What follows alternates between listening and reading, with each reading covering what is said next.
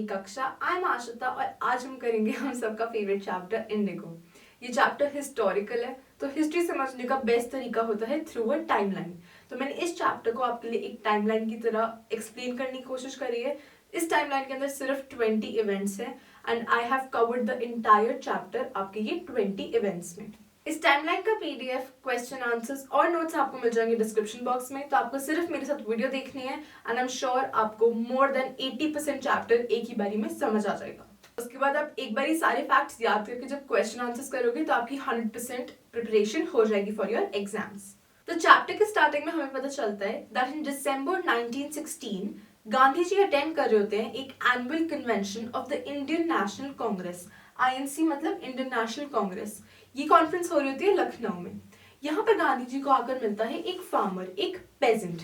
इस पेजेंट का नाम होता है राजकुमार शुक्ला।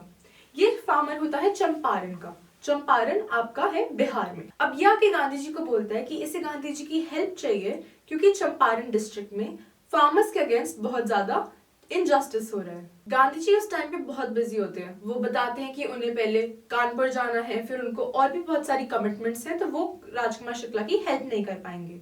पर राजकुमार शुक्ला तो ये सोच कर आए थे कि उनको गांधी जी को किसी भी तरह अपने साथ चंपारण लेकर आना है, तो वो उनको हर जगह फॉलो करने लग जाते हैं। वो उनको कानपुर में फॉलो करते हैं। कानपुर के बाद जब गांधी जी वापस अपने आश्रम आते हैं अहमदाबाद में, वो वहां पे भी उनको फॉलो करते हैं और उनका पीछा बिल्कुल भी नहीं छोड़ते। गांधी जी उनकी इस परसिस्टेंस से, उनकी स्ट्रॉन्ग विल को देखकर बहुत ज्यादा खुश होते हैं। तो वो उनको बोलते हैं कि मुझे इस डेट पर, इस टाइम पर कैलकाटा में जाना है। वहां से जब मैं फ्री हो जाऊंगा तो मैं तुम्हारे साथ चंपारण चलने के लिए तैयार हूँ। तो गांधी जी जैसे ही कैलकाटा से फ्री होते हैं, वहां पर राजकुमार शुक्ला उनको रिसीव करने आ जाता है और वहां से वो दोनों बोर्ड करते हैं a train to Patna. Patna पहुंचकर राजकुमार शुक्ला गांधी जी को लेकर जाते हैं राजेंद्र प्रसाद के घर। अनफॉर्चुनेटली जिस टाइम पर वो दोनों राजेंद्र प्रसाद के घर पर पहुंचते हैं, उन्हें पता चलता है कि वो घर पर नहीं है।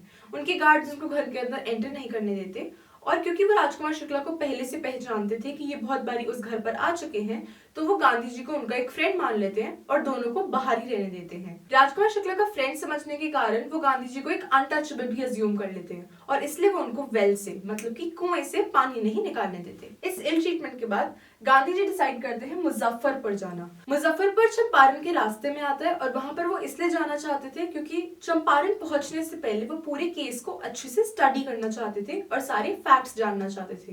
कुछ फैक्ट्स ऐसे थे जो उन्हें लगा राजकुमार शुक्ला उनको नहीं बता पाएंगे। मुजफ्फरपुर जाने से पहले वो कांटेक्ट करते हैं प्रोफेसर जेबी कृपलानी को। प्रोफेसर जेबी कृपलानी को उन्होंने देखा था टैगोर के स्कूल में, जो कि है शांति निकेतन। ये मुजफ्फरपुर में गांधी जी को रिसीव करते हैं जब उनकी ट्रेन पहुंचती है एट मिडनाइट 15 अप्रैल 1917। मिडनाइट मतलब रात के 12 बजे। वहां पर प्रोफेसर कृपलानी अपने स्टूडेंट्स के साथ गांधी जी को स्टेशन पर रिसीव करते हैं। मुजफ्फरपुर में उनके रहने का अरेंजमेंट होता है प्रोफेसर मलकानी के घर पे।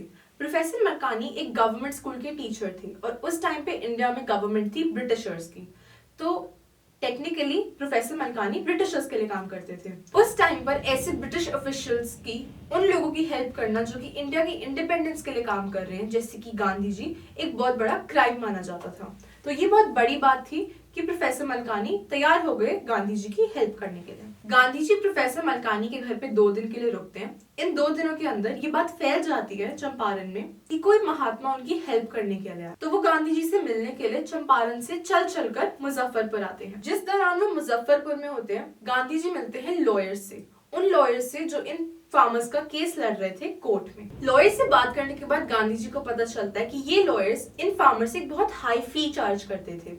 ये हाई फी ये फार्मर्स अफोर्ड नहीं कर पाते थे because of their economic condition. Gandhi ji इस बात के लिए उन लॉयर्स को डांटते हैं। लॉयर्स के साथ अपनी मीटिंग खत्म होने के बाद गांधी जी ये समझ जाते हैं कि उनका मेन काम इन फार्मर्स को इस 15% अरेंजमेंट से बचाना नहीं है, बल्कि उनके अंदर से वो डर निकालना है जो उनके दिल में है बिकॉज ऑफ द ब्रिटिशर्स। तो अब इस 15% अरेंजमेंट को ऐसे समझ लेते हैं, चंपारण में जितनी भी लैंड थी जहां पर क्रॉप्स ग्रो हो सकते थे, उसको डिवाइड कर दिया गया था छोटे पीसेस में। ये सारे पीसेस ओन करते थे ब्रिटिश लैंडलॉर्ड्स और इन लैंड्स पर काम करते थे इंडियन फार्मर्स।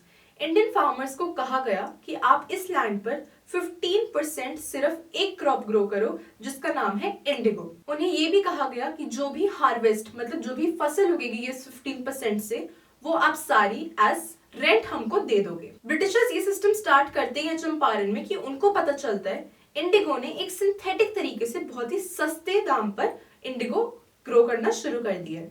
इस बात से वो रियलाइज करते हैं कि उनका ये अरेंजमेंट उनको लॉस में लेके जा सकता है। तो वो बोलते हैं फार्मर्स को कि अब आप इस अरेंजमेंट से बाहर निकलने के लिए हमको पैसे दो। जो लोग रेजिस्ट करते हैं, जो लोग मना करते हैं, उन लोगों के अगेंस्ट इल ट्रीटमेंट होता है, जैसे कि ठग्स को बुला लेते हैं या फिर उनकी मार पिटाई होती है। ये 15% अरेंजमेंट समझने के बाद गांधी जी फाइनली पहुंचते हैं चंपारण। चंपारण में वो सबसे पहले मिलते हैं secretary of the British landlord association से।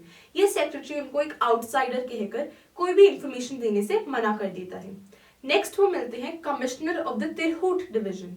तिरहुट वो डिवीजन था जिसके अंडर चंपारण आता था।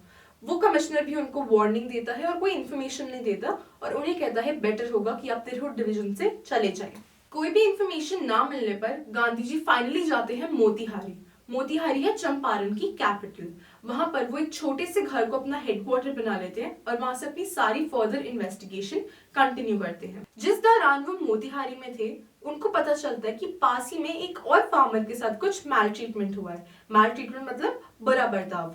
तो वो डिसाइड करते हैं कि वो उस फार्मर से पर्सनली मिलने जाएंगे। तो वो हाथी पे बैठकर फार्मर से मिलने जा रहे होते हैं कि रास्ते में उनको रोक दिया जाता है और उनको मिलता है ब्रिटिश गवर्नमेंट की तरफ से एक नोटिस। इस नोटिस में लिखा होता है कि गांधी जी को चंपारण छोड़कर जाना पड़ेगा। गांधी जी डिसाइड करते हैं कि वो इस नोटिस को डिसओबे करेंगे। उन्हें ये नोटिस मंजूर नहीं है। इस नोटिस को डिसओबे करने का कॉन्सिक्वेंस होता है कि उनको कोर्ट में पेश होना पड़ेगा। कोर्ट जाने से पहले गांधी जी डॉक्टर राजेंद्र प्रसाद को टेलीग्राफ करके बोलते हैं कि वो बिहार से कुछ इन्फ्लुएंशियल मतलब जाने माने लॉयर्स के साथ जल्द से जल्द पहुंचे। वो एक वाइसरॉय को रिपोर्ट भेजते हैं पूरी डिटेल और साथ ही साथ वो आश्रम के साथ अपना कम्युनिकेशन कंटिन्यूड रखते हैं। उनकी हियरिंग वाले दिन एक बहुत सरप्राइजिंग चीज होती है।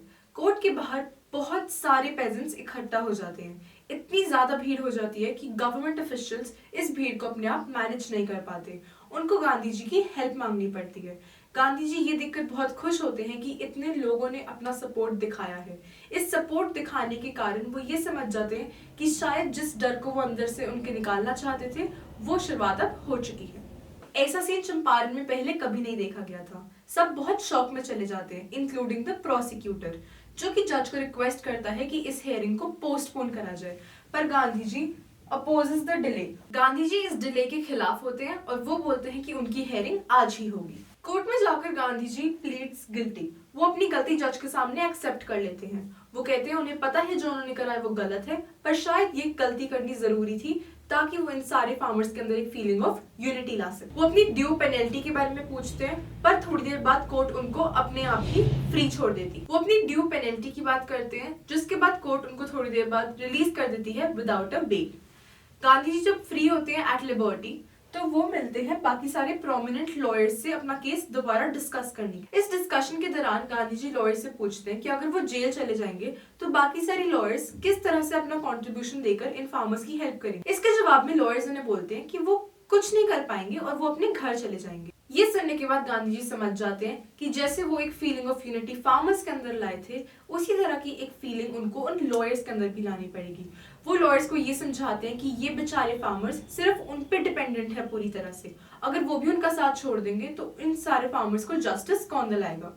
ये सुनकर लॉयर्स को बहुत बुरा लगता है कि एक स्ट्रेंजर जो इस पूरी सिचुएशन से बिल्कुल अलग है, गांधी जी को वैसे तो कुछ लेना देना नहीं था, अगर अहमदाबाद में उन्हें नहीं पता चलता राजकुमार शुक्ला के थ्रू, अगर एक ऐसा इंसान इन सब फार्मर्स के लिए जेल जाने के लिए तैयार है तो हम भी तो इनकी हेल्प कर सकते हैं, जबकि हम तो स्टार्टिंग से इनका केस लड़ रहे हैं। तो वो गांधी जी को ये वादा करते हैं कि अगर गांधी जी जेल जाएंगे तो सारे लॉयर्स उनको as part of a protest jail के अंदर फॉलो करेंगे। गांधी जी ये सुनकर बहुत खुश होते हैं और उनको लगता है कि चंपारण का आधा बैटल तो वो ऐसे ही जीत चुके हैं। कुछ टाइम बाद वहां के lieutenant governor sir Edward Gates से पता चलता है कि गांधी जी के अगेंस्ट जो भी केस था कोर्ट में उसको फाइनली ड्रॉप कर दिया गया है। ये सिविल डिसोबीडियंस मूवमेंट की पहली जीत मानते थे गांधी जी इस एपिसोड को।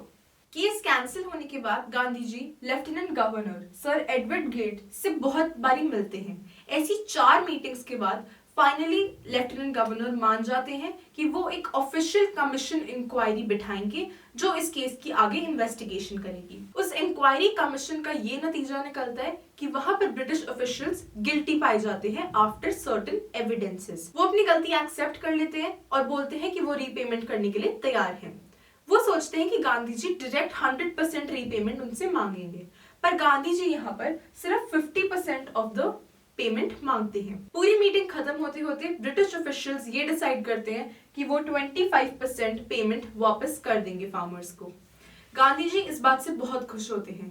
उनके लिए अमाउंट मैटर नहीं करता था, उनके लिए यही बहुत बड़ी बात थी कि ब्रिटिश ऑफिशियल्स को इंडियंस के सामने अपने घुटने टेकने पड़े और उन्होंने अपनी गलती एक्सेप्ट करी।